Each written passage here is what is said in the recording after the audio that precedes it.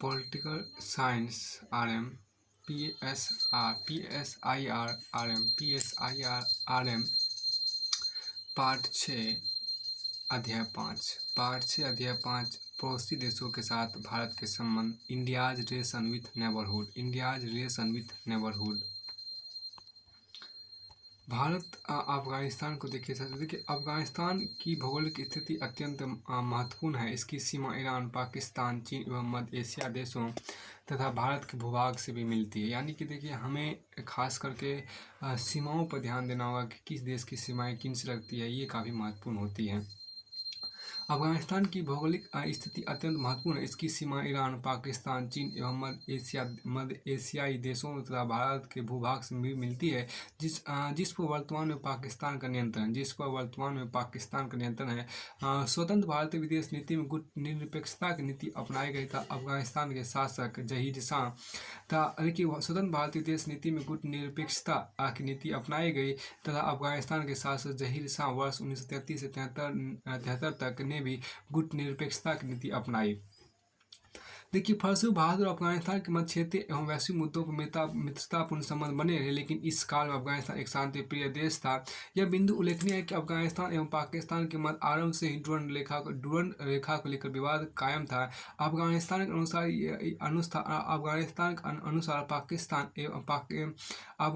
के अनुसार पाकिस्तान एक नया राज्य है, ब्रिटिश साम्राज्य का उत्तराधिकारी नहीं। इससे पाकिस्तान और अफगानिस्तान के मध्य सीमा लाइन का पुनर्निर्धारण होना चाहिए।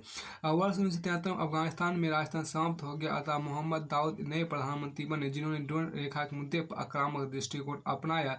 अफगानिस्तान की समस्या को निम्नलिखित चरणों से देखा जा सकता है। पहला, वर्ष 1979 से वर्ष 1988 तक वैचारिक संघर्ष, और पहला समस्या आपको वर्ष 1979 से वर्ष 1988 तक वैचारिक संघर्ष, और दूसरा वर्ष 1988 से वर्ष 2001 तक निर्जातीय संघर्ष, और तीसरा वर्ष 2001 से आज इस्लामिक कट्टरपंथ बनाम लोकतांत्रिक शक्तियों के मध्य का संघर्ष। अब के वैचारिक संघर्ष के वर्ष 1978 में प्रधानमंत्री दाऊद की सत्ता समर्थित मार्क्सवादी समर्थित नेता नूर मोहम्मद तराकी ने पलट दी। परिणामस्वरूप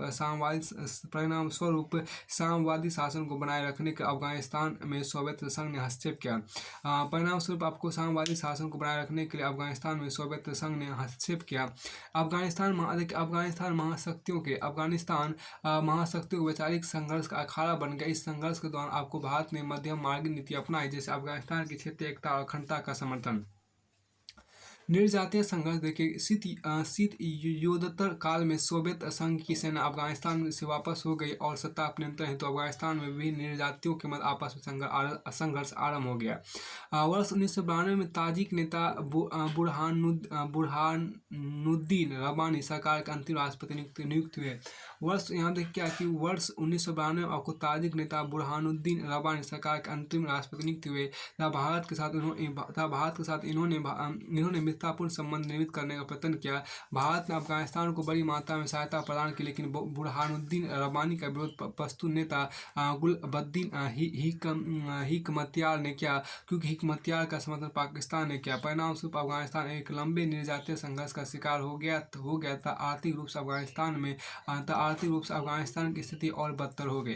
तालिबानी शासन की बात करते। तालिबानी शासन जो आप यहाँ पर देख रहे हैं, इसमें ये वर्ष 1996 में पाकिस्तान समर्थित तालिबानियों ने काबुल पर नियंत्रण स्थापित कर लिया और तालिबानी सरकार को पाकिस्तान, सऊदी अरब तथा UAE, चीन राज्यों को हिमायत प्रदान हुई।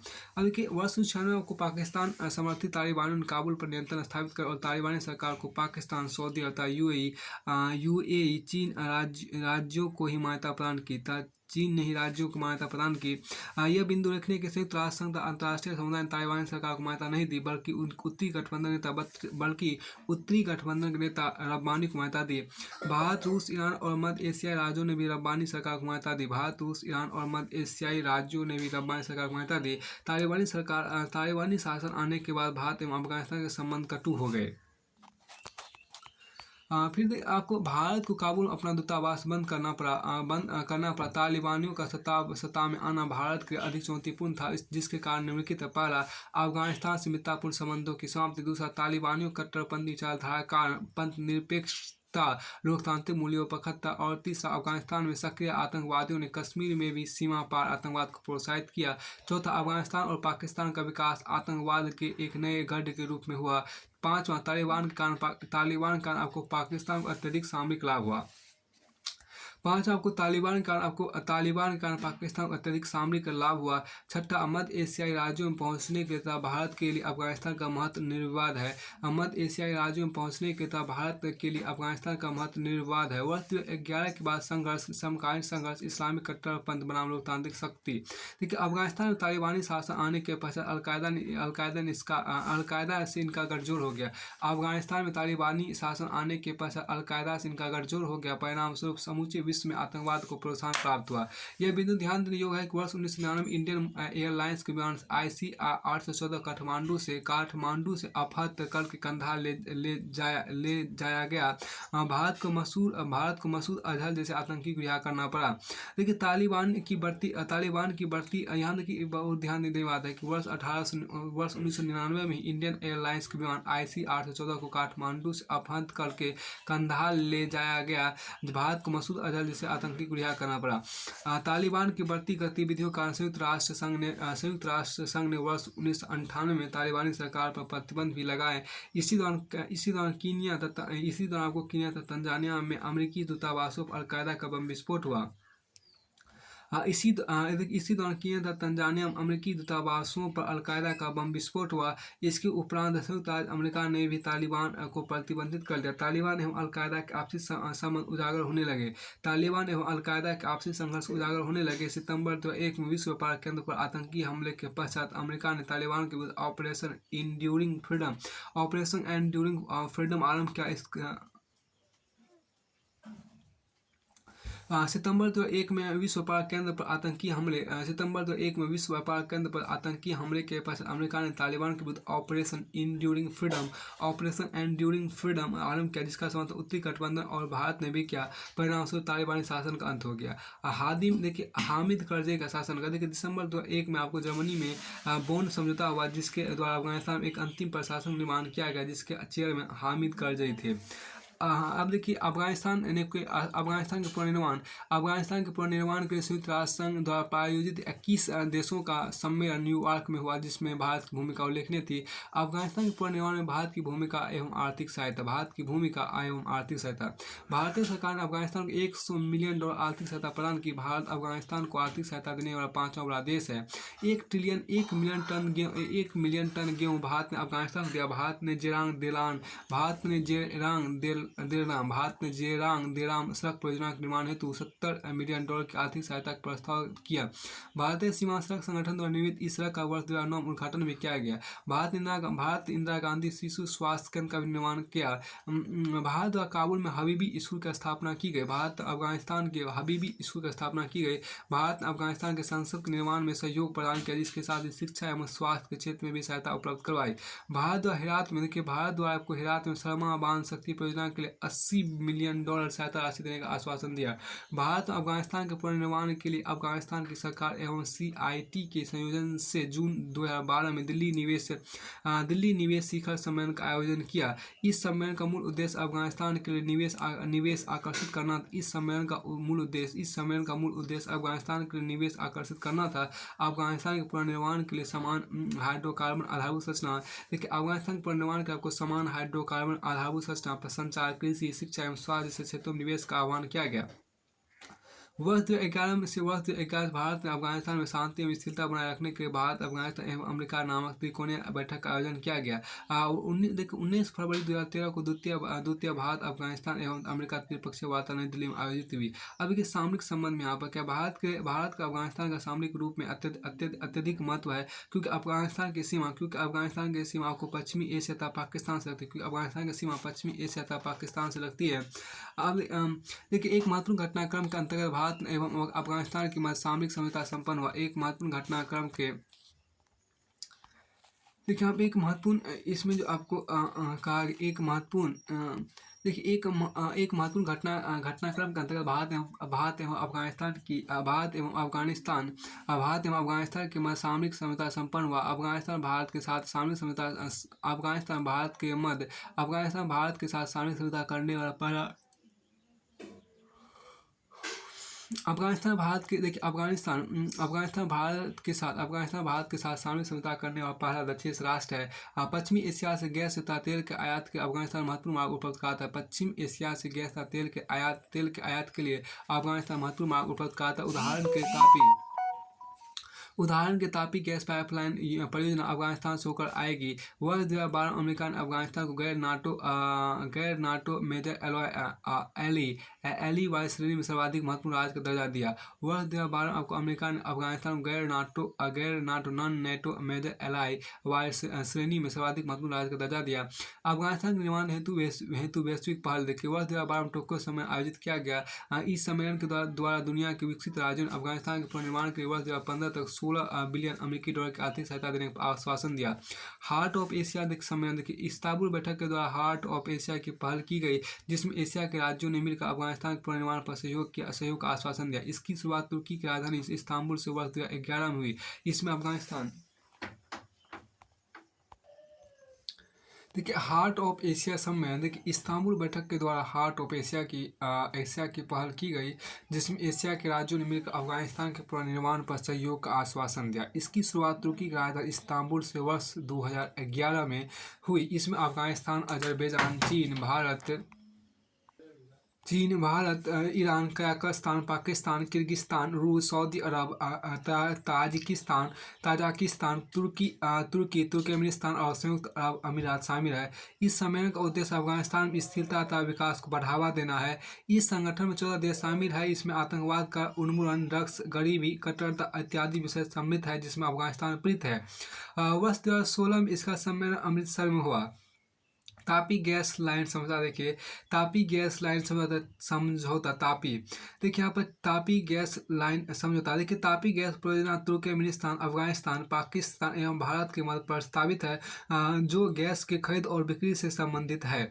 यह परियोजना तुर्कमेनिस्तान के दौलताबाद गैस फील्ड से प्रारंभ होकर अफगानिस्तान के हेरात कंधार से होते हुए पाकिस्तान के कोहिटा तथा मुल्तान तक पहुँचेगी, तथा वहाँ से भारत और पाकिस्तान सीमा पर स्थित फजिल्का में खत्म होगी। अब देखिए यह वर्ष 2018 तक चालू हो गई है। अब देखिए हो जाएगी। इस समझौते से क्षेत्र में स्थायी शांति, विकास एवं सौहार्द को बढ़ावा मिलेगा। अफगानिस्तान की वर्तमान स्थिति देखिए। वर्ष 2014 अफगानिस्तान में तैनात अंतर्राष्ट्रीय सेना अफगानिस्तान से हटने की तैयारी कर रही है। ये सब हो चुके हैं। वहाँ से अमेरिकी सेना हट चुकर वहाँ का भी सूरत पूरे से पहले तुलना बहुत बदल चुकी है। वर्तमान समय एक नई अफगानिस्तान सेना का निर्माण किया गया, जिसमें 1,25,000 सैनिक की भर्ती की गई, जो अंतर्राष्ट्रीय सेना के जाने के बाद अफगानिस्तान की सुरक्षा करेंगे। इसके अतिरिक्त 1,49,000 की संख्या पुलिस बल का भी इसके अतिरिक्त 1,49,000 की संख्या पुलिस बल का भी निर्माण किया गया। अंतर्राष्ट्रीय सेनाओं के हटने के बाद अमेरिका की उपस्थिति अफगानिस्तान बनी रहेगी, जिससे अफगानिस्तान सेनाओं को प्रशिक्षित किया जा सके। वर्ष 2010 में Afghanistan high piece council HPC का निर्माण किया गया, जिसमें अफगानिस्तान में शांति और स्थिरता के तालिबानियों के साथ बातचीत को आरंभ किया गया। अमेरिका के अनुसार अच्छे तालिबानियों से बातचीत करके शांति की स्थापना की जा सकती है। अब देखिए भारत के समक्ष विकल्प के रूप में देखिए, भारतीय विदेश नीति के अनुसार अफगानिस्तान और पाकिस्तान में आतंकवादियों की उपस्थिति केवल भारत सुरक्षा के नहीं अपितु समूचे विश्व के लिए सबसे बड़ा खतरा है। इससे भारत एवं अफगानिस्तान एक लोकतांत्रिक और स्थायी सरकार का समर्थक है। इससे भारत अफगानिस्तान में एक लोकतांत्रिक एवं अस्थायी सरकार का समर्थक है। भारत की भूमिका अफगानिस्तान के सैन्य क्षेत्र में नहीं है, जैसा कि अमेरिका और नाटो की भूमिका है। विचारकों के अनुसार अफगानी नाटो की उपस्थिति का विरोध करते तथा इन्हें विदेशी मानते, जबकि भारतीयों के प्रति अफगानियों का दृष्टिकोण अत्यधिक सकारात्मक है। वे भारतीयों को विदेशी नहीं मानते। अफगानिस्तान विकास और लोकतंत्र के परिणामस्वरूप क्षेत्रीय स्थिरता वृद्धि होगी। आतंकवाद की समस्या का समाधान होगा और वर्तमान समय भारत अफगानिस्तान के विकास में सक्रिय रूप से सहायक है। परंतु पाकिस्तान आपको पारगमन मार्ग उपलब्ध न कराने के कारण भारत को ईरान होकर अफगानिस्तान जाना पड़ता है। भारत को अफगानिस्तान के सभी निजातीय समूह के साथ बातचीत करने को तैयार रहना चाहिए। अब एक देखिए यहाँ पर क्या कि भारत को प्रदर्शित नहीं करना चाहिए कि भारत का झुकाव किसी एक समूह के साथ है। एक खास अच्छी बात यहाँ पर करी कि भारत को प्रदर्शित नहीं करना चाहिए कि भारत का झुकाव किसी एक समूह के साथ है। वर्तमान समय में भारत ने यह भी मान लिया है कि यदि भविष्य में तालिबान समर्थित सरकार बनती है तो भारत को उससे भी संबंध बेहतर करने हेतु तैयार रहना होगा। वर्तमान समय भारत ने कनेक्ट सेंट्रल एशिया की नीति अपनाई है। भारत का ताजिकिस्तान में एकमात्र विदेशी सैनिक अड्डा है। देखिए हम वर्तमान समय में भारत ने कनेक्ट सेंट्रल एशिया की नीति अपनाई है। अब भारत का ताजिकिस्तान में एकमात्र विदेशी सैनिक अड्डा है।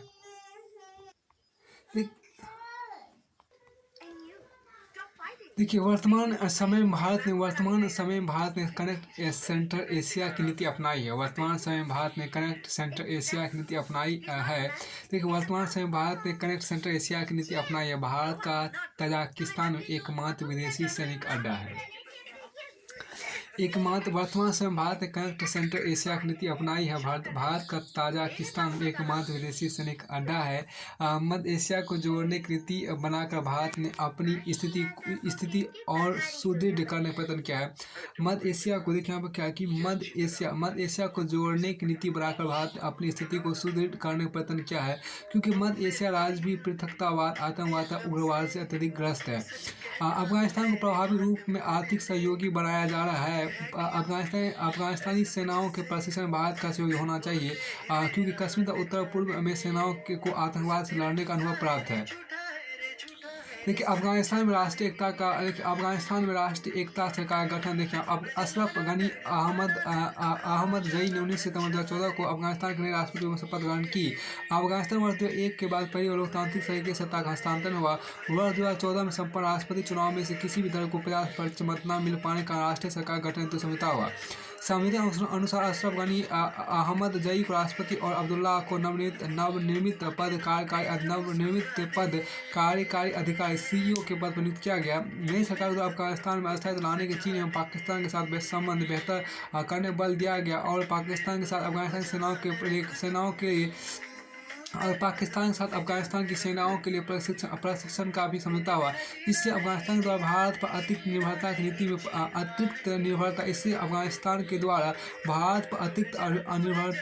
में परिवर्तन किया गया। अब के प्रधानमंत्री मोदी की अफगानिस्तान यात्रा मोदी ने अफगानिस्तान में भारत द्वारा निर्मित अफगानिस्तान की संसद का उद्घाटन किया। अफगान संसद के एक ब्लॉक का नाम अटल ब्लॉक रखा गया। प्रधानमंत्री द्वारा तालिबान का विरोध किया गया था। यह कहा गया कि नाटो सैनिक की वापसी के बाद तालिबान का प्रभाव रोकना होगा। देखिए भारत $2 बिलियन अफगानिस्तान के पुनर्निर्माण के लिए खर्च कर रहा है। भारत $2 बिलियन अफगानिस्तान के पुनर्निर्माण के लिए खर्च कर रहा है। तब भारत अफगानिस्तान को 4 Mi-25 हेलीकॉप्टर उपहार स्वरूप देगा। 27 से 29 सितंबर 2017 को अफगानिस्तान के मुख्य कार्यकारी अधिकारी डॉक्टर अब्दुल्ला भारत की यात्रा पर रहे।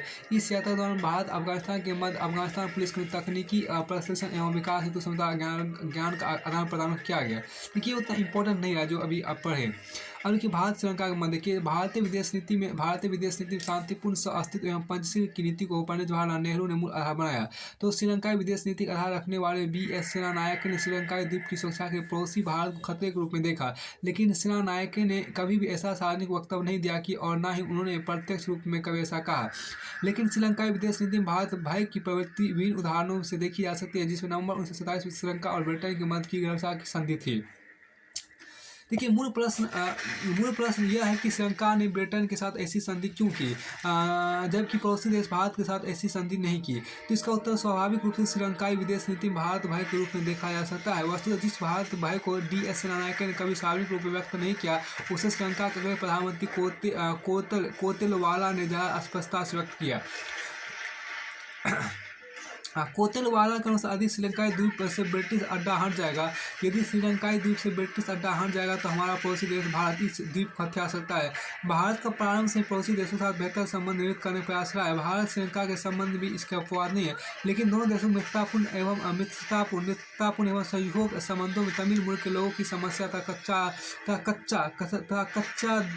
कच्चा तीबू द्वीप विवाद आरंभ में उभरे था। दोनों देशों के मध्य सहयोग एवं संघर्षमूलक संबंध का आरंभ हुआ, क्योंकि दोनों देशों विदेश नीति के हितों और प्रत्यक्षण में भिन्नता पाई जाती है। विशेषकर सामरिक या सुरक्षा के मुद्दे को लेकर दोनों देशों का दृष्टिकोण भिन्न था। हाँ, फिर देखिए यहाँ पर क्या है कि आगे भारतीय विदेश नीति में पूरे दक्षिण एशियाई क्षेत्र की सुरक्षा का मुख्य मुद्दा था। भारतीय विदेश नीति में पूरे दक्षिणी एशियाई क्षेत्र की सुरक्षा का मुख्य मुद्दा था, जिसके लिए इस क्षेत्र को महाशक्तियों की होड़ से बचाया जा सके। श्रीलंकाई विदेश नीति मुख्यतः भारत केंद्रित थी, तब उसका मूल कारण दोनों देशों का आकार और शक्तियों में भिन्नता मानी जाती है। ऐसी ऐतिहासिक मान्यता भी है कि दक्षिण भारत के तमिल ने सीरियों को पराजित किया। दक्षिण भारत के तमिलों ने सीरियों को पराजित किया था, इसलिए तमिल मूल के लोगों को लेकर श्रीलंकाई विदेश नीति में असुरक्षा का भाव निर्मित हो रहा था। श्रीलंकाई सुरक्षा अस्थिरता श्रीलंकाई सुरक्षा एवं अस्थिरता के भारत को सबसे बड़ा खतरा माना गया। दूसरी ओर विचारकों की यह मान्यता है कि दक्षिण एशियाई देशों में सांस्कृतिक, ऐतिहासिक एवं धार्मिक एकता जटिल होने के कारण राजनीतिक पहचान का संकट मुद्दा बन गया। देखिए, श्रीलंकाई विदेश नीति में स्वतः भारत भय को निमित्त कर लिया गया। भारत इसके उत्तरदायी नहीं था और ना ही भारतीय विदेश नीति में कभी ऐसी कार्रवाई की गई जिससे श्रीलंका के मन में भय उत्पन्न हो। लेकिन कुछ मान्यताकारों के अनुसार तमिल मूल के लोगों की श्रीलंका में उपस्थिति और श्रीलंका की स्वतंत्रता के समय कुछ भारतीय नेताओं के कथन कि श्रीलंका को भारत में मिलाया जा सकता है, तो उसकी असुरक्षा का मूल कारण माना गया। लेकिन पंडित जवाहरलाल नेहरू ने श्रीलंका के भय को दूर करने के अनेक प्रयास किए, परंतु श्रीलंका विदेश नीति में भय केंद्र बना रहा। जहाँ एक और श्रीलंका ने ब्रिटेन सामरिक मित्रता स्थापित की, तो वहीं श्रीलंका में सीरी राष्ट्रवाद को स्थापित करने पर प्रभावी प्रयास किया गया, जिससे तमिल मूल के लोगों के संबंध श्रीलंका भारत से सौदेबाजी कर सके। यद्यपि श्रीलंका के प्रयास नेहरू के काल में सफल नहीं हुआ, जो लाल बहादुर शास्त्री और श्रीमती इंदिरा गांधी काल में सफल हुआ। दूसरी ओर यह भी माना जाता है कि इस उपमहाद्वीप में सेना नायक और कोतेलवाला ने स्वयं को एशियाई नेता के रूप में स्थापित करने का प्रयास किया, जिस संदर्भ पंडित जवाहरलाल नेहरू ने जिस संदर्भ में पंडित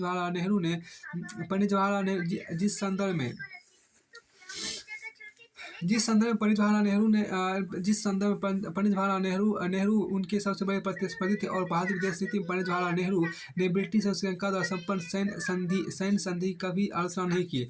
लेकिन इतना अवश्य कहा कि भारत का दृष्टिकोण अपने पड़ोसी प्रदेशों के प्रति सद्भावनापूर्ण रहेगा।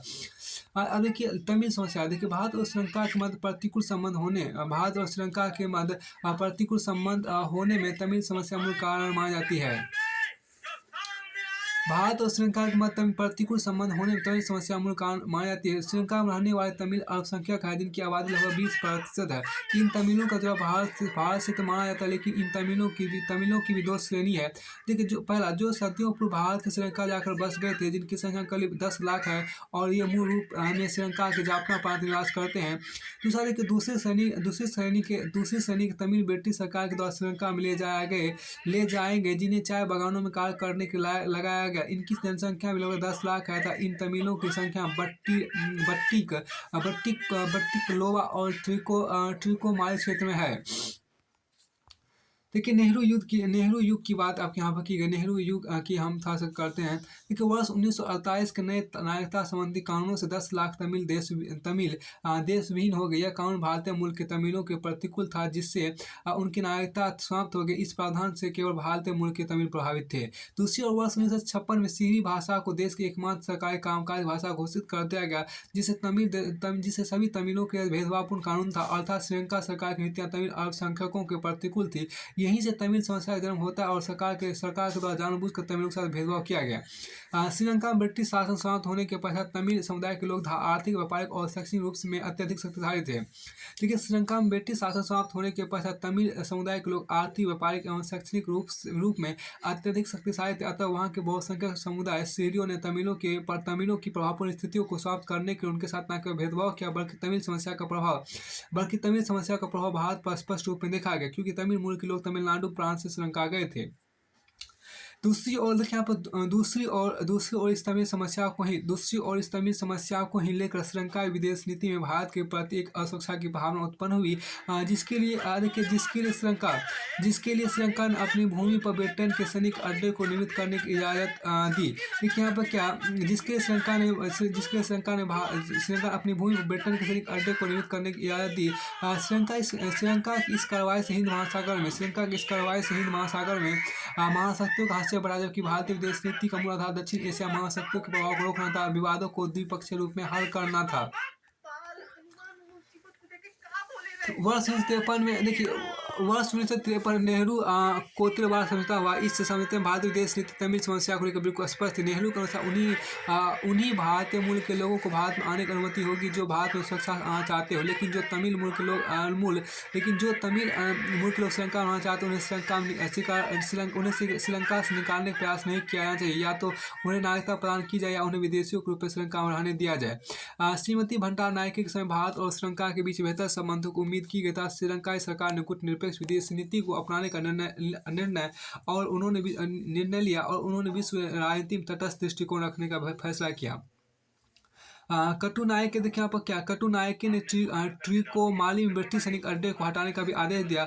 जयवर्धन के कार्यकाल में दोनों के मध्य अत्यधिक मित्रतापूर्ण संबंध स्थापित हुए एवं सैनिक अड्डों को तो हटा लिया गया, लेकिन श्रीलंका ने ब्रिटेन के साथ रक्षा समझौते को समाप्त नहीं किया। श्रीलंका की यह रणनीति भविष्य की सामरिक सुरक्षा के अंतर्गत अपनाई गई। भंडारनायके ने यहाँ तक कहा कि भारत एक मित्र देश है जिससे डरने एवं आक्रमण की चिंता नहीं किया जाए। भारत एक मित्र देश है जिससे डरने एवं आक्रमण की चिंता नहीं की जानी चाहिए। इसके बावजूद वे भारत के कारक को विदेश नीति में पूर्णतः हटा नहीं सके। दोनों देशों ने आपस में मित्रतापूर्ण संबंध स्थापित करने के बाद श्रीलंका ने भारत को संतुलित करने के लिए ब्रिटेन से सैन्य संधि बनाए रखी। देखिए लाल बहादुर शास्त्री में इंदिरा गांधी का कार्यकाल यहाँ पर देखिए श्रीलंका के मध्य में। देखिए नेहरू के पश्चात तमिल समस्या के संदर्भ भारतीय विदेश नीति परिवर्तन देखा गया, जैसा कि वर्ष 1964 के लाल बहादुर शास्त्री श्री मावे समझौता में देखा जा सकता है। इस समझौते के द्वारा 9,75,000 तमिल मूल के नागरिकता विहीन लोगों की समस्या सुलझाने का प्रयास किया गया, जिसके अंतर्गत श्रीलंका सरकार 3 लाख तमिल मूल के व्यक्तियों को नागरिकता प्रदान करेगी। जिसके अंतर्गत श्रीलंका सरकार 3 लाख तमिल मूल के व्यक्तियों को नागरिकता प्रदान करेगी। 5,25,000 तमिल मूल के लोगों को भारत वापस से बुलाया जाएगा। फिर आपको आगे देखिए इसके लिए 15 वर्ष का समय सुनिश्चित किया गया था। अन्य 5,000 नागरिकता विहीन व्यक्तियों के भविष्य का निर्णय बाद में लिया जाएगा। लाल बहादुर शास्त्री और श्रीमती गांधी काल में भारतीय विदेश नीति में तमिलों को वापस बुलाने का प्रयास किया गया, जबकि नेहरू तमिलों को वापस बुलाने के पक्ष नहीं थे, लेकिन इसके बाद श्रीलंका सरकार की नीति तमिल अल्पसंख्यकों उत्पीड़न एवं अत्याचार की रही, जिससे तमिल समस्या का नेतृत्व उन तमिलों ने करना आरंभ कर दिया जो श्रीलंका तमिल माने जाते थे। उनकी नागरिकता पर कोई विवाद नहीं था। कहने का आशा है कि तमिल समस्या का आरंभ भारतीय तमिलों को लेकर हुआ, लेकिन बाद इस समस्या का नेतृत्व श्रीलंकाई तमिलों ने करना आरंभ कर दिया। देखिए अतः तमिल आंदोलन और तमिल संघर्ष दोनों प्रश्न आपस में जुड़ गए। पहला नागरिकता की समस्या और दूसरा बहुमत सीढ़ियों का अत्याचार। अब तमिलों ने श्रीलंका में अपने लिए स्वायत्त क्षेत्र की मांग उठाई। श्रीलंकाई सरकार ने आरोप लगाया कि इन तमिलों को भारत का समर्थन प्राप्त हो रहा था। यहाँ ध्यान देने योग्य बिंदु है कि वर्ष 1962 के भारत चीन युद्ध के पहले श्रीलंका का झुकाव चीन की ओर हुआ। वर्ष 1970 के दशक में भारत सोवियत मैत्री के परिणाम से श्रीलंकाई क्षेत्र में हिंद महासागर क्षेत्र में महाशक्ति और अमेरिका एवं इजराइल के साथ संबंधों को और बेहतर बनाने का प्रयास किया गया, जिससे भारत और श्रीलंका की मध्य दूरी बढ़ती गई। श्रीलंका विदेश नीति में श्री माओ भंडारनायकर ने अपने संबंध चीन और पाकिस्तान से बेहतर करने शुरू कर दिए। श्रीलंका की चीन और पाकिस्तान के प्रति झुकाव की विदेश नीति स्वाभाविक रूप में भारत के अनुकूल नहीं थी। वर्ष 1962 में जब भारत चीन का युद्ध हुआ तो श्रीलंका ने उस पर अपना एक तटस्थ दृष्टिकोण अपनाया। इससे बढ़कर युद्ध के केवल 9 महीने बाद श्रीलंका ने चीन के साथ एक समुद्री समझौता किया, जो चीन को हिंद महासागर क्षेत्र में सामरिक शक्ति प्रदान करने वाला था।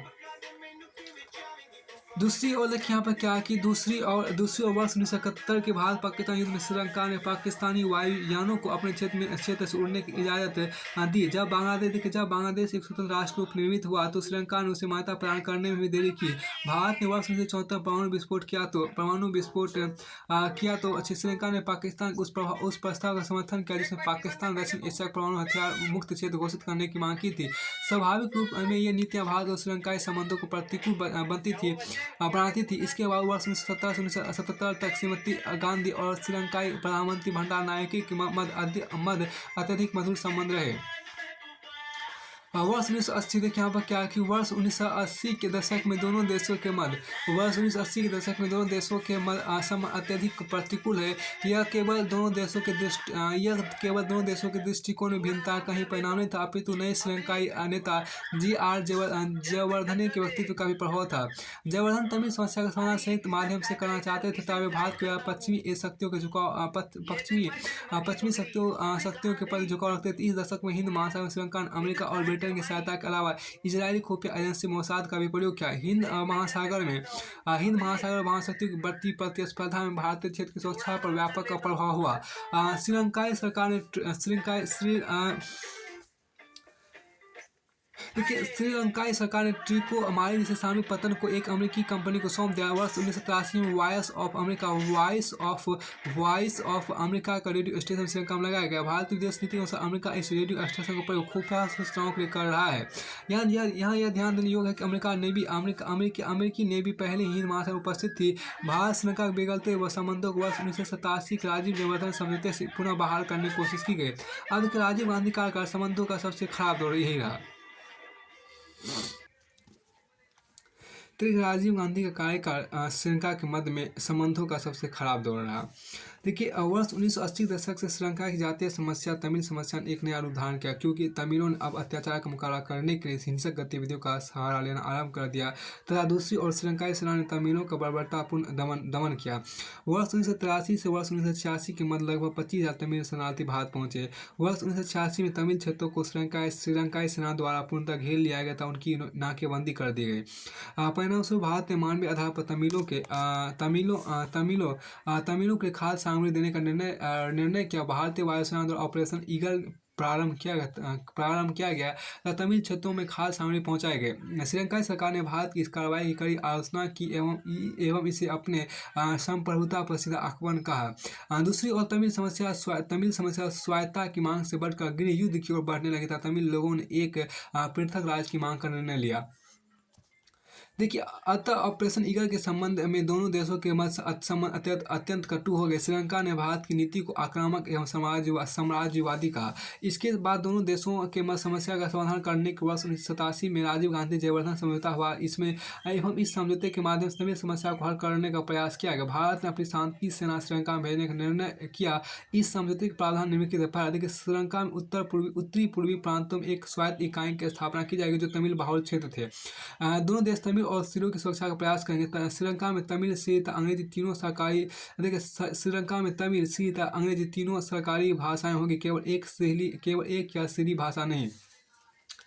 तमिल आतंकवादियों को आत्मसमर्पण करने का भी समझौता था। उत्तरी पूर्वी प्रांतों में घोषित आपातकाल समाप्त कर दिया जाएगा। इन उत्तरी पूर्वी क्षेत्रों के स्वायत्त इकाई का चुनाव भारत के चुनाव पर्यवेक्षकों के नियंत्रण में किया जाएगा। इस समझौते को देखिए यहाँ पर क्या, इस समझौते को लागू करने के लिए श्रीलंकाई सरकार ने 13वां संविधान संशोधन किया।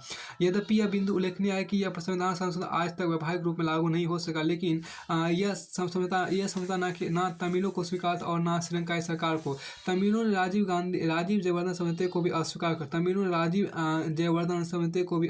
कर दिया, क्योंकि तमिल मूल के लोग पृथक राज्य की मांग पर अड़े हुए थे। श्रीलंकाई सरकार ने कभी मूल रूप में इस समझौते का पालन किया ही नहीं था। श्रीलंकाई सरकार जानबूझकर भारतीय शांति सेना को असफल करने में लगी थी। भारतीय शांति सेना की उपस्थिति को श्रीलंका की संप्रभुता के विरुद्ध देखा जाने लगा। इसलिए जब जयवर्धन के बाद प्रेमदासा श्रीलंका के राष्ट्रपति हुए तो प्रेमदासा ने भारतीय शांति सेना की वापसी का आग्रह किया, जिसमें भारतीय विदेश नीति को भारी क्षति हुई, क्योंकि न केवल भारत की धन की हानि हुई, अपितु भारतीय सैन्य मनोबल को भी धक्का लगा। भारत का श्रीलंका में सेना भेजने का देखिए भारत का श्रीलंका में सेना भेजे जाने का निर्णय निम्न आधारों पर लिया गया था। पहला, शांति सेना द्वारा आपको श्रीलंका और हिंद महासागर महाशक्तियों के बाहरी हस्तक्षेप को रोका जा सकता है। इस समझौते के द्वारा तमिल समस्या का समाधान करने का प्रयास किया गया, क्योंकि इस समस्या से भारत भी प्रभावित हो रहा था। इससे पूर्व वर्ष 1971 में भी भारतीय सेना ने श्रीलंकाई सरकार के विरुद्ध वामपंथी विद्रोह को समाप्त करने में निर्णायक भूमिका का निर्वाह किया था। देखिए यहाँ पे जो कहा कि वर्ष 1990 के बाद भारत श्रीलंका संबंध, यहाँ पे देखिए श्रीलंका की तमिल समस्या से भारत में गृह युद्ध छिड़ गया था। भारत पर भी इसका अत्यधिक नकारात्मक परिणाम हुआ। वर्ष 1989 में विश्वनाथ प्रताप सिंह भारत के नए प्रधानमंत्री भारत के नए प्रधानमंत्री बने और उन्होंने श्रीलंका के राष्ट्रपति के अनुरोध पर भारतीय शांति सेनाओं को वापस बुला लिया और श्रीलंका में शांति स्थापना संभव नहीं हो सकी। शांति सेना भेजने के विरोध में लिट्टे के द्वारा भारत के पूर्व प्रधानमंत्री राजीव गांधी की वर्ष 1991 में हत्या कर दी गई, जिसके बाद भारत में लिट्टे को एक आतंकवादी संगठन घोषित कर दिया गया। तब भारत द्वारा लिट्टे को दी जा रही सहायता बंद कर दी गई, परंतु भारत ने तमिलों की स्वायत्तता का समर्थन किया। वर्ष 1991 बाद श्रीलंका में शांति स्थापना एक तटस्थ देश नॉर्वे द्वारा मध्यस्थता की गई और श्रीलंकाई सरकार और तमिलों के बीच वार्ता आयोजित की गई। वर्ष 1998 के बाद श्रीलंकाई सरकार और तमिलों के बीच सीधी वार्ता शुरू हुई। सितंबर 2001 के बाद अमेरिका के द्वारा आतंकवाद को नियंत्रित करने के विश्वव्यापी पहल की गई और श्रीलंका में लिट्टे को प्राप्त होने वाली वित्तीय और आर्थिक सहायता पर पूर्णतः प्रतिबंध लगा दिया गया। लिट्टे को अमेरिका और यूरोप में रहने वाले तमिल अप्रवासियों से वित्तीय सहायता प्राप्त होती थी। वर्ष 2002 में श्रीलंका सरकार और लिट्टे के बीच युद्ध विराम का समझौता हो गया था। वर्ष 2004 में लिट्टे में आंतरिक विभाजन हो गया और लिट्टे के पूर्वी एवं उत्तरी भाग में अलगाव हो गया था। प्रभाकरण के मुख्य सहयोगी कर्नल करुणा लिट्टे से अलग हो गया, जिसमें नॉर्वे के द्वारा मध्यस्थता की गई थी। परंतु वर्ष 2006 में दोनों देशों के बीच युद्ध विराम का समझौता भंग हो गया और संघर्ष आरंभ हो गया। श्रीलंकाई सरकार ने लिट्टे का सफाया करने के चीन एवं पाकिस्तान से आर्थिक एवं सैनिक सहायता प्राप्त की। परिणाम स्वरूप श्रीलंकाई सरकार और लिट्टे के बीच होने वाले सीधे युद्ध में लिट्टे के नेता प्रभाकरण की हत्या हो गई और लिट्टे का सफाया हो गया था। श्रीलंका में चल रहा गृह युद्ध भी समाप्त हो गया। अब देखिए भारत श्रीलंका संबंध वर्ष 2013 की बात करते हैं। लिट्टे की समाप्ति के बाद भारतीय सेना के द्वारा श्रीलंकाई सैनिकों को प्रशिक्षण दिया जा रहा है। भारत श्रीलंकाई सेना को सैन्य सामग्री भी प्रदान कर रहा है। देखिए जुलाई 2013 में भारत श्रीलंका एवं मालदीव ने हिंद महासागर में द्विपक्षीय सुरक्षा संधि पर हस्ताक्षर किए एवं तीनों देशों के प्रतिनिधि राष्ट्रीय सुनामी चेतावनी केंद्रों के माध्यम से एक साथ सुनामी चेतावनी संदेश जारी करने पर सहमत हुए। देखिए वर्ष 2013 में क्या कि वर्ष 2013 में श्रीलंका के कैबिनेट द्वारा मतदाता पंजीकरण विशेष प्रावधान विधेयक को मंजूरी प्रदान की गई था। इसके तहत श्रीलंका के उत्तर और पूर्व में विस्थापित नागरिकों को चुनाव मतदान का अधिकार प्रदान किया गया। उत्तर पूर्वी प्रांत वर्ष 1983 से वर्ष 2009 के बीच रहने वाले लोगों को मतदान का अधिकार प्राप्त होगा, जिससे तमिल बहुल उत्तरी क्षेत्र में लगभग 20,000 लोग आगामी प्रांतीय चुनाव मतदान कर सकेंगे। लिट्टे के वर्ष 2009 में समाप्ति के बाद यह एक प्रकार से तमिलों के साथ सुलह का प्रयास था। इसके लिए श्रीलंका के संविधान के 13A में संशोधन पर विचार किया गया। श्रीलंका में लिट्टे के गढ़ रहे तमिल बहुल उत्तरी प्रांतों में 25 साल बाद हुए प्रांतीय परिषद के चुनाव में श्रीलंका के मुख्य तमिल पार्टी ने भारी जीत हासिल की। तमिल नेशनल अलायंस ने राष्ट्रपति महिंदा राजपक्षे के सत्तारूढ़ गठबंधन UPF-A को उखाड़ फेंकते हुए प्रांत के बहुप्रतीक्षित चुनाव में 38 में से 30 सीटों पर जीत हासिल की। चुनाव में तमिलों की इस भारी विजय के पश्चात TNA के वरिष्ठ नेता विघ्नेश्वर के नॉर्थ प्रोविंशियल काउंसिल मुख्यमंत्री बनने का मार्ग प्रशस्त हुआ। हाँ, देखिए मछुआरों की समस्या की बात यहाँ पर की। मछुआरों की समस्या देखिए भारत श्रीलंका के बीच समुद्र की चौड़ाई 10 मील से लेकर 30 मील तक है। दोनों देशों के स्थानीय निवासियों की आजीविका मछली मारने पर निर्भर है। वर्ष 1974 में आपको भारत श्रीलंका के बीच समुद्री सीमा लाइन का विभाजन कर लिया गया, परंतु पाक की खाड़ी अत्यधिक सक्रिय है, जिससे दोनों देशों के मछुआरे एक दूसरे की सीमा का उल्लंघन करते हैं। अंतर्राष्ट्रीय समुद्री कानून के अनुसार देश के भूभाग से 12 नॉटिकल मील तक देश की संप्रभुता का विस्तार होता है, तथा दोनों देशों के बीच संकरा जल क्षेत्र होने के कारण विवाद उत्पन्न होते हैं। वर्ष 2006 से वर्ष 2009 के बीच श्रीलंका में सरकार एवं लिट्टे के बीच संघर्ष चल रहा था, जिससे श्रीलंकाई सरकार मछुआरों को लिट्टे के समर्थक के रूप में देखा। श्रीलंकाई सेना के द्वारा मछुआरों पर गोली चलाए गए। भारत के अनुसार मछुआरों का मुद्दा आजीविका का मुद्दा है, अतः मछुआरों पर गोलीबारी करना ठीक नहीं है।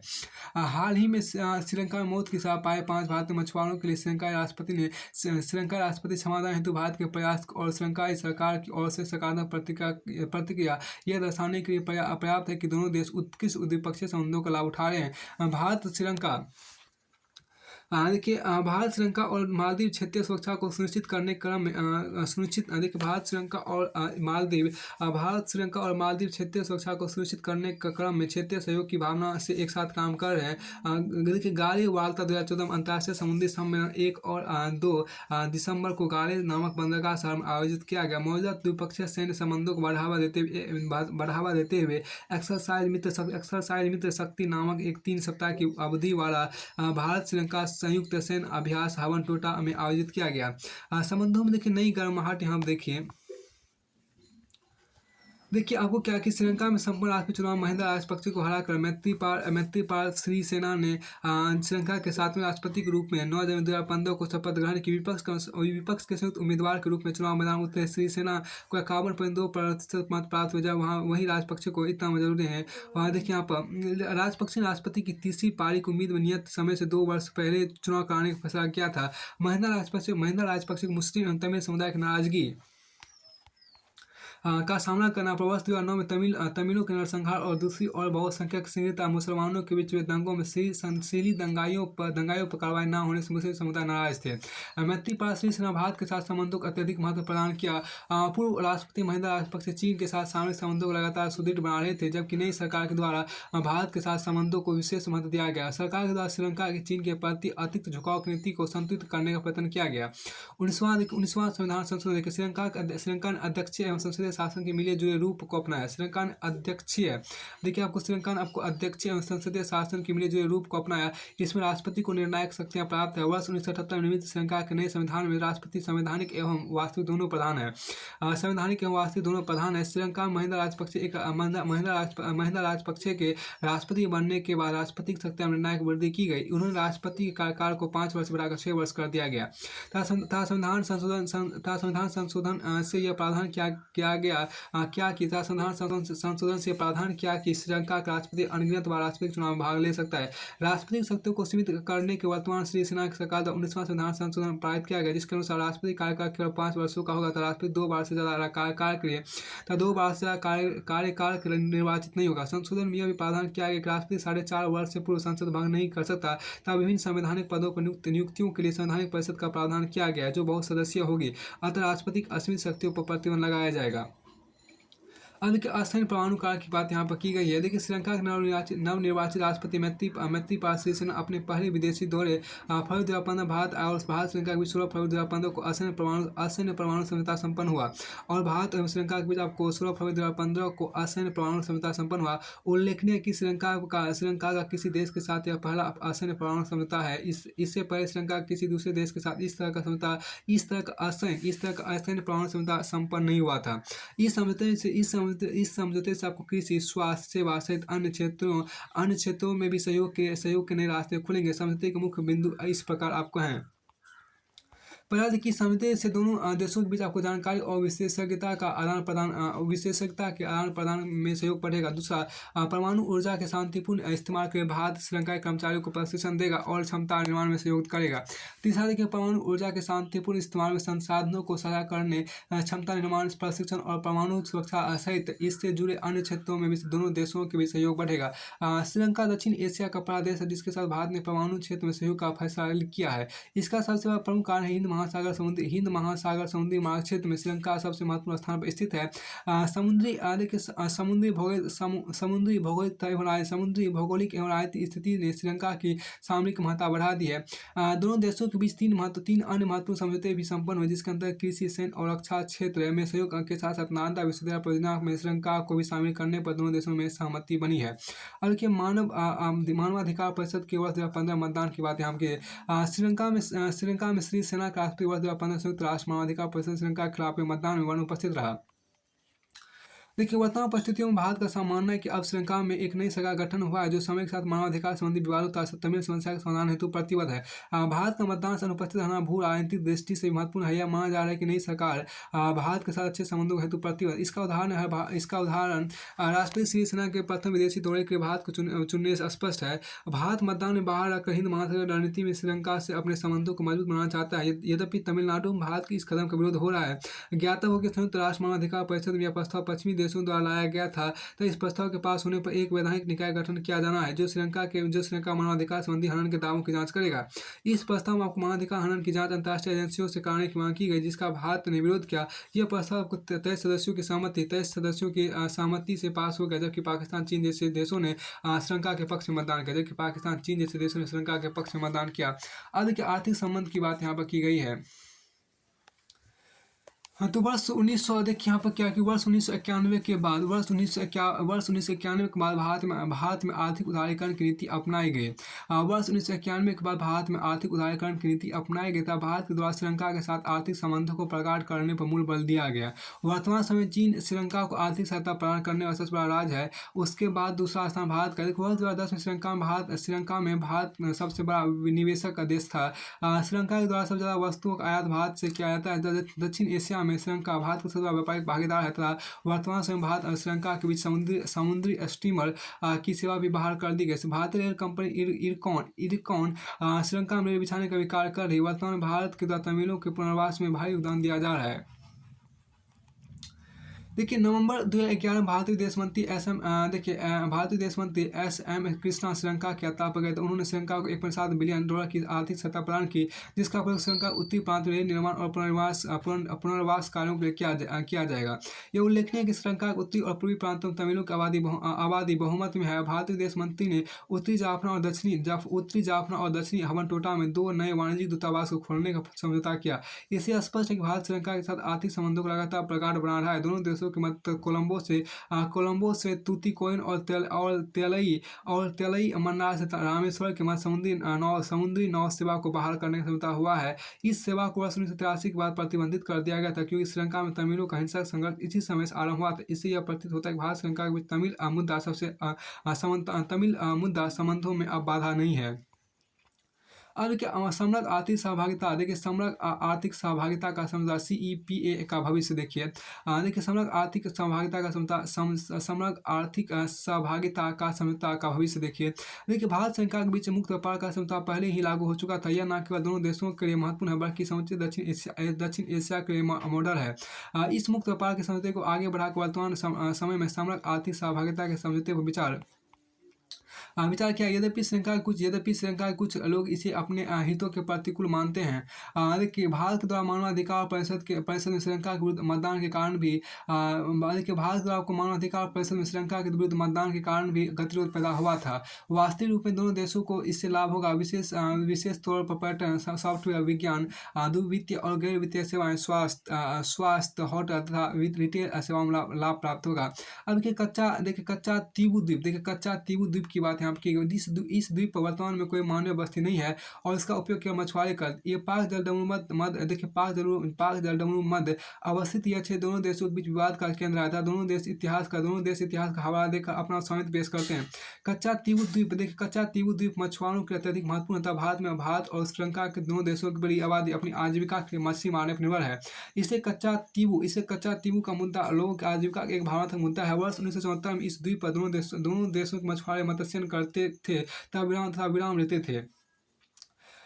वर्ष 1974 में श्रीमती इंदिरा गांधी ने कच्चा तीबू द्वीप को श्रीलंका को सौंप दिया तथा तमिलनाडु सरकार द्वारा उच्चतम न्यायालय में याचिका दायर की गई। सरकार के अनुसार संसद की अनुमति के बिना यह द्वीप श्रीलंका को सौंपना असंवैधानिक है और सरकार ने तर्क दिया कि भारत के बेरूबाई क्षेत्र को बांग्लादेश को सौंपने के संशोधन किया गया, लेकिन बेरूबाई क्षेत्र भारतीय क्षेत्र का भाग था, परंतु कच्चा तीबू भारत के भौगोलिक क्षेत्र का हिस्सा नहीं है। कुछ लोगों का तर्क है कि पहले कच्चा तीबू भारत के एक राजा का नियंत्रण था, इसलिए बिना संविधान संशोधन इसे श्रीलंका को सौंपना असंवैधानिक है।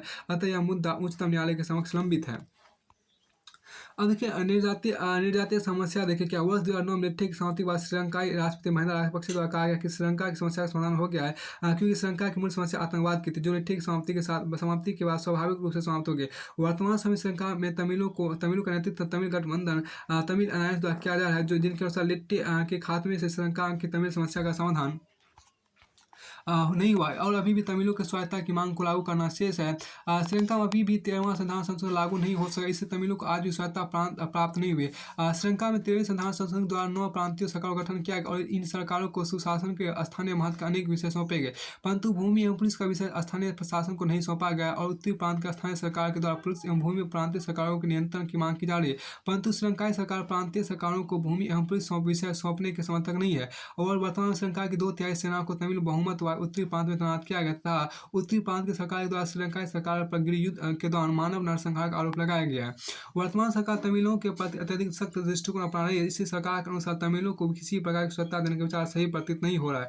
श्रीलंकाई सरकार को यह भी भय है कि इन क्षेत्रों को स्वतंत्रता देने से पुनः तमिल पृथकवाद आरंभ हो सकता है। यह भी उल्लेखनीय है कि तमिलों को भी दो विभाजन तमिलों में भी दो विभाजन है, मुस्लिम तमिल एवं हिंदू तमिल। मुस्लिम तमिल तमिलों से अपना अलगाव व्यक्त करते हैं क्योंकि लिट्टे ने मुस्लिम तमिलों की भी हत्या की थी और उसके ऊपर आरोप लगाया था कि वे श्रीलंकाई सरकार के समर्थक है क्योंकि श्रीलंकाई सरकार को भारत के प्रभावी होने का भय है।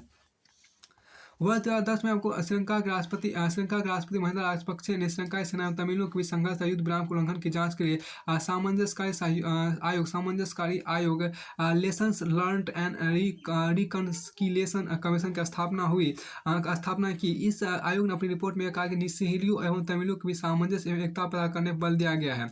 आयोग के अनुसार तमिल भाषा को भी समान महत्व दिया जाए तथा तमिल क्षेत्रों में सेना की अधिक तैनाती नहीं होनी चाहिए। भारत ने इस आयोग की अनुशंसाओं का स्वागत किया, यद्यपि मानवाधिकार संगठन ने इसका विरोध किया। उनके अनुसार आयोग की रिपोर्ट केवल दिखावा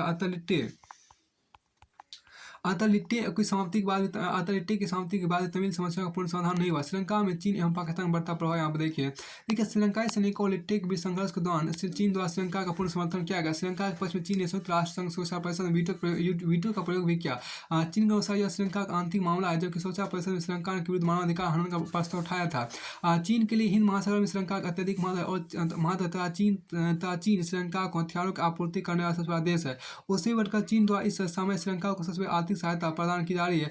इसके अतिरिक्त चीन श्रीलंका में सबसे बड़ा निवेशक भी है। चीन श्रीलंका का हवाई टोटा पतंग निर्माण में सहायता प्रदान कर रहा है। इस पतंग का उपयोग भविष्य में सैनिक कार्यों के लिए भी हो सकता है, जो भारतीय सुरक्षा की एक बड़ी चुनौती है क्योंकि चीन हिंद महासागर में अपनी उपस्थिति बढ़ाने का लगातार प्रयत्न कर रहा है। लिट्टे के खात्मे के बाद श्रीलंका राष्ट्रपति महिंदा राजपक्षे ने लिट्टे के विरुद्ध संघर्ष में पाकिस्तान द्वारा दी गई सहायता के लिए पाकिस्तान को धन्यवाद दिया था। पाकिस्तान का अनेक सैनिक भी श्रीलंका में तैनात है क्योंकि चीन श्रीलंका में पाकिस्तान की उपस्थितियों को बड़ी बढ़ावा दे रहा है।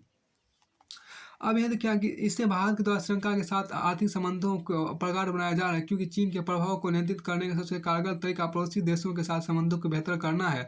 देखिए भारत श्रीलंका के मध्य मुक्त व्यापार समझौते के बाद श्रीलंका में जाने वाले पर्यटकों की सबसे बड़ी संख्या भारतीयों की है। अब श्रीलंका पाकिस्तान नाभिकीय सहयोग देखिए श्रीलंका और पाकिस्तान के मध्य बढ़ता नाभिकीय सहयोग इस क्षेत्र में एक प्रमुख सुरक्षा समस्या बनती जा रही है। पाकिस्तान भूतपूर्व सेना अध्यक्ष जनरल अशरफ परवेज कियानी और श्रीलंका प्रमुख सेना नायक ने एक नाभिकीय कार्यक्रम का निर्णय किया है। देखिए श्रीलंका के अनुसार यह विकासात्मक है, लेकिन भारत द्वारा अनुशंसित कॉम्प्रिहेंसिव न्यूक्लियर एग्रीमेंट संबंधी प्रस्ताव को ठुकरा देना कुछ और ही संकेत दे रहा है। पाकिस्तान और चीन की परमाणु दोस्ती जग जाहिर रहता है उसमें श्रीलंका का शामिल होना भारत के एक नकारात्मक संकेत। ऐसे समय में जब चीन भारत के बीच हिंद महासागर दक्षिणी चीन सागर प्रति द्वंद्विता हो तो यह त्रिकोण चीन श्रीलंका पाकिस्तान ठीक नहीं है। मानवाधिकार के मामले में श्रीलंका का साथ नहीं दिया गया, उससे भी श्रीलंका भारत से नाराज है और इसे कदम प्रतिक्रिया उठा रहा है। उधर भारत लगातार तमिलों के मुद्दे पर श्रीलंका पर दबाव बढ़ाता जा रहा है। भारत का कहना है कि शक्तियों के सार्थक हस्तांतरण के द्वारा कोलंबो को राजनीतिक समाधान और राष्ट्रीय मेल मिलाप का कार्य जल्दी से पूरा करना चाहिए,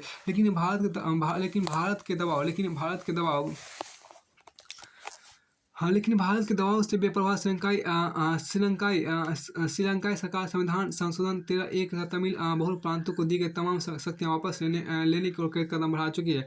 अब देखिए प्रधानमंत्री मोदी की श्रीलंका यात्रा देखिए प्रधानमंत्री मोदी मई 2017 में अपने कार्यकाल के दौरान दूसरी यात्रा पर श्रीलंका पहुंचे। इस यात्रा दौरान दोनों देशों के मध्य किसी भी प्रकार के द्विपक्षीय समझौते का हस्ताक्षर नहीं हुआ। प्रधानमंत्री ने डिकोया में 150 बेडों वाला सुपर स्पेशलिटी हॉस्पिटल का उद्घाटन किया। प्रधानमंत्री ने वेसाक डे समारोह में हिस्सा लिया। वेसाक डे बौद्ध कैलेंडर का सबसे महत्वपूर्ण दिन है। इस यात्रा के दौरान तमिल मछुआरों की रिहाई संबंधित वार्तालाप हुए। 2019 में पुनः प्रधानमंत्री श्रीलंका की यात्रा की गई। 2019 में पुनः प्रधानमंत्री मोदी द्वारा श्रीलंका की यात्रा की गई एवं आतंकवाद विरुद्ध भारत का समर्थन व्यक्त किया गया। यहाँ से बात श्रीलंका पूरी तरह से खत्म होता है।